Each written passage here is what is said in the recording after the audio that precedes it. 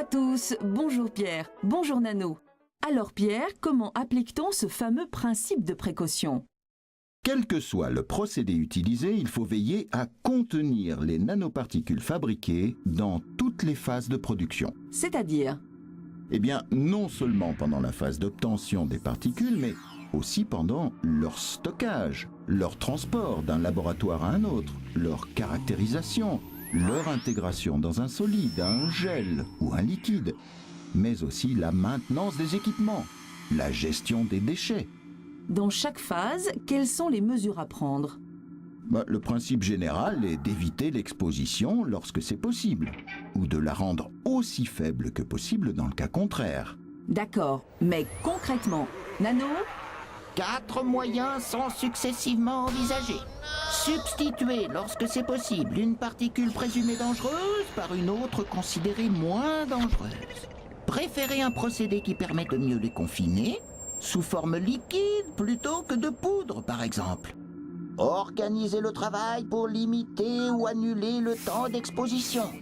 Et protéger in fine les salariés et l'environnement avec différents équipements. Pour manipuler une poudre de nanoparticules, par exemple, comment se protéger et préserver l'environnement? Pour éviter la dissémination des particules, 6 recommandations. Manipuler si possible la poudre à l'intérieur d'une boîte à gants, sinon utiliser des équipements de protection individuelle, nettoyer les équipements et gérer les déchets suivant une procédure adaptée, stocker et transporter la poudre sous double enveloppe, signaler spécifiquement le contenu du produit ou des déchets, et enfin, incinérer les déchets en filtrant les fumées. Est-on vraiment sûr de l'efficacité de nos équipements de protection? Eh bien, le projet européen NanoSafe a le premier testé différents équipements de protection, masques, filtrants, blouses, gants, pour vérifier leur efficacité pour des aérosols ou des liquides. On peut filtrer des particules aussi petites? Vous m'étonnez. On pourrait penser que des particules 50 à 100 fois plus petites que les mailles du filtre puissent passer facilement à travers.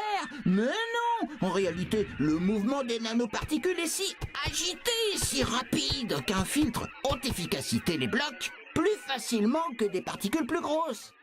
Étonnant. On peut ainsi protéger les salariés, mais aussi l'environnement, en filtrant toutes les extractions de ventilation. En protégeant l'environnement, on protège donc aussi les populations. Mais tout à fait. Mais pour protéger la population, il faut aussi s'assurer que les produits de consommation contenant des nanoparticules fabriquées ne pourront pas émettre quelques particules. Merci Pierre pour cette transition.